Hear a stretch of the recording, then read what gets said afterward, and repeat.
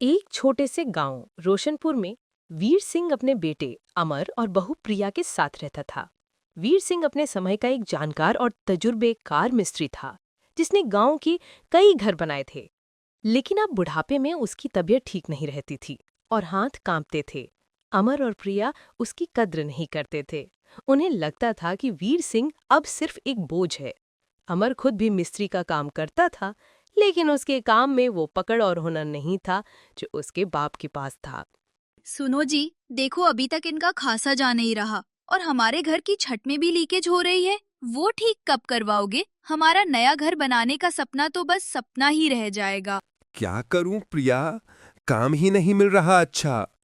और जो मिलता है उसमें इतना पैसा नहीं बचता कि नया घर बना सकें या बाप की दवाई करवा सकें। अब तो बस यही लगता है कि बाबूजी का ये बुढ़ापा हमारे लिए मुसीबत बन गया है। बेटा, अगर घर की दीवार बनानी हो या छत, तो बुनियाद मजबूत होनी चाहिए और सब्र रखना चाहिए।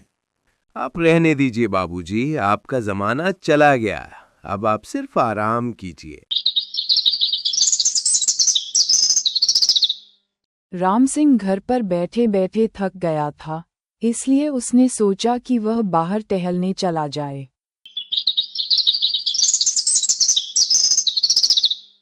वीर सिंह थक कर गांव की चौपाल पर बैठा है। चौपाल उसके लिए सिर्फ एक जगह नहीं थी, ये वही जगह थी जहां कभी लोग उसका काम सराहते थे, उसका नाम इज्जत से लेते थे। आज सब कुछ बदल गया था। गोपाल, उसका पुराना दोस्त, उसे देखकर मुस्कुराया। उसका पुराना दोस्त गोपाल आता है। अरे वीर सिंह, कैसे हो मेरे भाई? बहुत दिनों बाद दिखे। सब ठीक ठाक? हाँ गोपाल, मैं ठीक हूँ। तू बता कैसा है? मैं तो ठीक हूँ, पर तू कुछ उदास लग रहा है। और तेरी बहू गीता कैसी है? सुना है बहुत ख्याल रखती है तेरा। वक्त पर खाना पानी देती है, इज्जत करती है।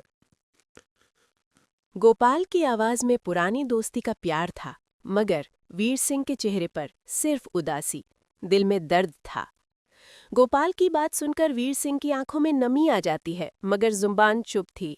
हाँ भाई गोपाल, मेरी बहू तो बहुत अच्छी है। मेरी बेटी जैसी है। खाना भी वक्त पर देती है और मेरा बहुत ख्याल रखती है। अगर मैं ना खाऊं तो वो भी भूखी रहती है। बहुत नसीब वाला हूं मैं। सही कहते हो भाई, ऐसी बहू सबको मिले। चल अब मैं चलता हूँ, तू भी घर जा। अमर का रोज का सिलसिला एक छोटी सी दुकान तक सिमट गया था। ये वही दुकान थी जहां कभी लोग लाइन में खड़े होते थे वीर सिंह का काम दिलवाने, मगर आज वहां सन्नाटा था। अमर को काम मिलना मुश्किल हो रहा था। उसके पास हुनर तो था, लेकिन वो अपने बाप जैसा खास नहीं था। लोग अब उसकी जगह दूसरे नए मिस्त्रियों को बुलाने लगे थे।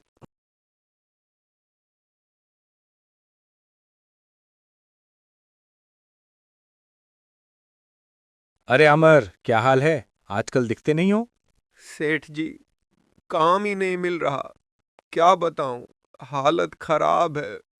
तुम्हारे पिताजी वीर सिंह कहाँ हैं? वो तो बड़े कमाल के मिस्त्री थे।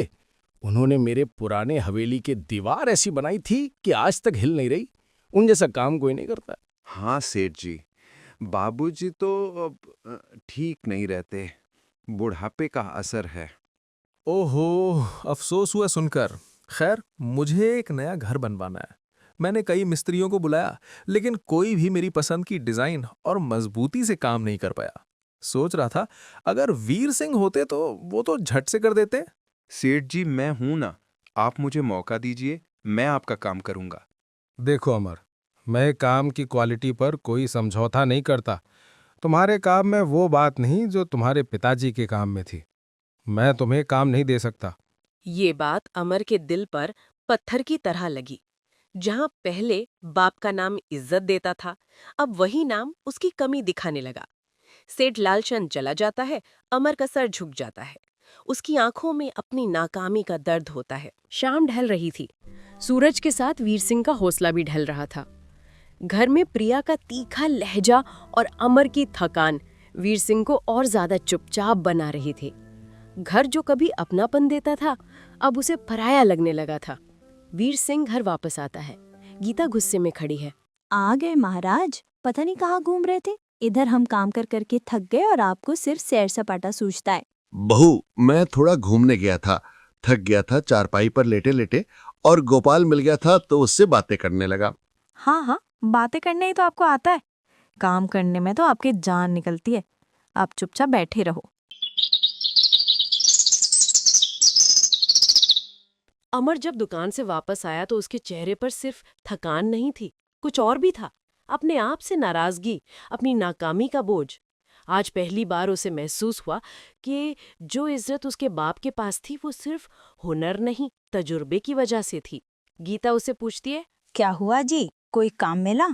नहीं प्रिया, कोई काम नहीं मिला। सेठ लालचंद भी आए थे पर उन्होंने भी मना कर दिया। कहते हैं मेरे काम में बाबूजी जैसी बात नहीं है। अमर को पहली बार महसूस हुआ कि उसके बाप के बिना उसका हुनर अधूरा है। पिताजी, आपने खाना खा लिया था? आज तो आपकी पसंद की सब्जी बनी थी। हाँ बेटा, खा लिया था, बहुत मजेदार था खाना। असल में वीर सिंह ने दिन में कुछ नहीं खाया था और प्रिया ने उसे खाना देने से मना कर दिया था, लेकिन वो किशन को परेशान नहीं करना चाहता था। हाँ, प्रिया तो बहुत ही अच्छा खाना बनाती है। पिताजी, आप बहुत खुशनसीब है कि आपको ऐसी बहू मिली है। हाँ बेटा, मैं बहुत खुशनसीब हूँ। अब मुझे थोड़ा सरदर्द हो रहा है बेटा, अलमारी से मेरी दवाई निकाल दोगे? पिताजी, मैं दिन भर खेत में काम करके आया हूँ, अभी तक बैठा भी नहीं हूँ। आपको दिखता नहीं? थोड़ी सी दूर पर अलमारी है, खुद निकाल कर खा लो। मैं थक गया हूँ, आराम करने जा रहा हूँ। वीर सिंह की आंखों से आंसू गिरते हैं। वो मन में सोचता है, ऐसी औलाद किसी को ना मिले। जिस बेटे के लिए सब कुछ किया, वो आज एक दवा भी नहीं दे सकता। जैसे जैसे दिन बीतते गए, प्रिया की राम सिंह से नफरत बढ़ती गई। एक दिन उसने अमर से कहा, देखो, सब इन बाबूजी की वजह से है। ये अगर घर में ना होते तो हम कुछ और सोच पाते। इनका खर्चा अलग से, मुझे तो लगता है यह हमारी नसीब में भारी है। लेकिन गीता, उन्हें ऐसे कैसे फेंक दो? जब अपने घर का भला करना हो तो कुछ कदम उठाने पड़ते हैं। वो हमारे लिए बोझ बन गए हैं। गीता, मैं भी परेशान हूँ, पर उन्हें ऐसे कैसे घर से निकाल दूं? लोग क्या कहेंगे? मेरे पास एक तरीका है जिससे किसी को पता भी नहीं चलेगा, और आपके पिताजी भी हमारे घर से चली जाएंगे। बस 10-20 रुपए का खर्चा होगा। कैसा तरीका? जल्दी बताओ। रात के सुकून में प्रिया ने एक बेरहमी का प्लान सोचा। उसे लगा कि एक बुजुर्ग को जिंदगी से अलग कर देना उसकी प्रॉब्लम्स खत्म कर देगा। उसे क्या पता था कि बुजुर्ग सिर्फ बोझ नहीं, बरकत होते हैं। आप आज ही बाजार जाओ और वहां से ऐसी दवा ले आओ जो आदमी को बेहोश कर देती हो, मारने वाली नहीं। उस दवा को मैं खाने में मिला दूंगी। जब वो खाना खाएंगे तो बेहोश हो जाएंगे। रात में आप उन्हें कहीं जंगल में फेंक देना, फिर हम दोनों खुशी से रहेंगे। ठीक है गीता, मैं तुम्हारी बात मानता हूँ। मैं अभी जाता हूँ। प्रिया वीर सिंह की पसंद का खाना बनाती है, दाल रोटी, और उसमें बेहोशी की दवा मिला देती है। क्या हुआ बहू, आज बहुत प्यार आ रहा है मुझ पर? नहीं बाबूजी, बस सोचा आपके लिए कुछ अच्छा बना दूं।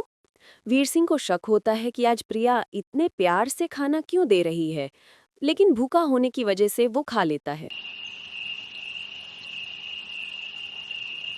देखो जी, हो गए बेहोश। अब जल्दी से इन्हें गांव से दूर जंगल में फेंकाओ। अमर वीर सिंह को उठाता है और गांव से दूर एक पुराने खंडहर के पास फेंकाता है, ये सोचकर कि वहां कोई नहीं जाएगा। सुबह जब वीर सिंह की आंख खुली तो उसने अपने आप को तन्हा पाया। सामने एक पुरानी दीवार थी। उसी ने कभी उसका नाम बनाया था। वक्त बदला था, लोग बदले थे, पर उस दीवार की बुनियाद अब भी मजबूत थी। हे भगवान, ये क्या दिन दिखाए। जिस बेटे को उंगली पकड़कर चलना सिखाया, आज उसने मुझे इस हाल में लाकर छोड़ दिया। थोड़ी देर में एक गांव का प्रधान मोहनलाल वहां से गुजर रहा होता है। वो वीर सिंह को देखकर हैरान होता है। अरे वीर सिंह जी, आप यहाँ कैसे? प्रधान जी, मेरा बेटा और बहू, उन्होंने मुझे यहाँ छोड़ दिया। क्या अमर ने ऐसी गलती की? ये तो बहुत गलत बात है। आप मेरे साथ चलो। नहीं प्रधान जी, मुझे अब उनके पास नहीं जाना। अब मैं यहाँ से ही अपना नया मकाम बनाऊंगा। लेकिन आप कैसे? आपकी तो तबीयत ठीक नहीं रहती। प्रधान जी, मुझे अपनी बनाई हुई दीवार पर भरोसा है। ये दीवार मेरी जिंदगी की मिसाल है। मोहनलाल वीर सिंह को अपने पास ले जाता है और उसकी मदद करता है। वीर सिंह उस खंडहर को अपने तजुर्बे और हुनर से एक छोटा पर मजबूत और खूबसूरत घर बनाने लगता है, जिसमें वो अपने नए जीवन की शुरुआत करता है। मोहनलाल और गांव के कुछ अच्छे लोग उसकी मदद करते हैं। मोहनलाल सिर्फ एक दोस्त ही नहीं, एक इंसानियत की मिसाल था। जब अपने पराये बन जाए, तब अक्सर कोई अनजाना इंसान अपना बन जाता है। इधर अमर और प्रिया के घर में मुसीबतें कम नहीं होती। खेती में फसल खराब हो जाती है और जो थोड़ा बहुत काम मिलता है वो भी हाथ से निकल जाता है। उनका नया घर बनाने का सपना अब और भी दूर हो जाता है।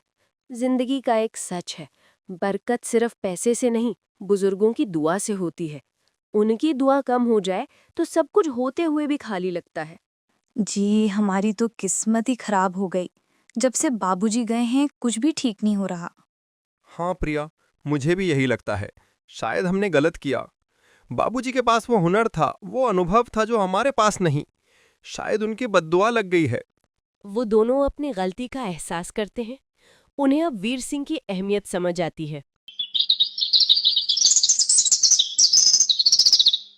अमर और प्रिया वीर सिंह को ढूंढने निकलते हैं। उन्हें पता चलता है कि वीर सिंह ने उस खंडहर को एक खूबसूरत घर बना दिया है और वो वहां खुशी से रह रहा है, गांव के लोगों की इज्जत पाकर। पिताजी, क्या हुआ बेटा, तुम यहाँ कैसे? बाबूजी, हमें माफ कर दो। हमने बहुत बड़ी गलती की। आपको घर से निकालकर हमने अपना ही नुकसान किया। आपका हुनर, आपका तजुर्बा, आपकी ये बातें, हमने कुछ नहीं समझा। पिताजी, हमें आपके साथ की जरूरत है। हमें काम नहीं मिल रहा। हमें आपका अनुभव चाहिए। कृपया हमें माफ कर दो और हमें रास्ता दिखाओ। बेटे, बुनियाद मजबूत होनी चाहिए, रिश्तों की भी और घर की भी। तुमने अपनी बुनियाद कमजोर कर दी थी, अब तुम्हें उससे दोबारा मजबूत करना होगा। मैं तुम्हें माफ करता हूं, पर मैं तुम्हारे साथ वापस नहीं आ सकता। मैंने अपने नया मुकाम बना लिया है, लेकिन मैं तुम्हें रास्ता दिखा सकता हूं। वीर सिंह उन्हें माफ करता है, पर उनके साथ रहने से मना कर देता है। लेकिन वो अमर को सही तरीके से काम करना सिखाता है, अपना तजुर्बा बताता है। अमर अपने बाप की बात मानता है और मेहनत करता है। धीरे धीरे अमर के काम में सुधार आता है और लोग उस पर भरोसा करने लगते हैं। प्रिया भी अपने पति का साथ देती है और अपनी गलती पर पछताती है। वीर सिंह ने अपने अनुभव और हुनर से न सिर्फ अपना मकाम बनाया, बल्कि अपने बेटे को भी सही रास्ता दिखाया। अमर ने ये सीखा कि सिर्फ पैसा ही सब कुछ नहीं होता, बल्कि बुजुर्गों का अनुभव और इज्जत ही असली दौलत होती है। आखिर में सब खुशी खुशी रहने लगे, सबक सीखकर कि पुरानी दीवार नया मकाम, मतलब पुराने अनुभव से ही नया रास्ता मिलता है।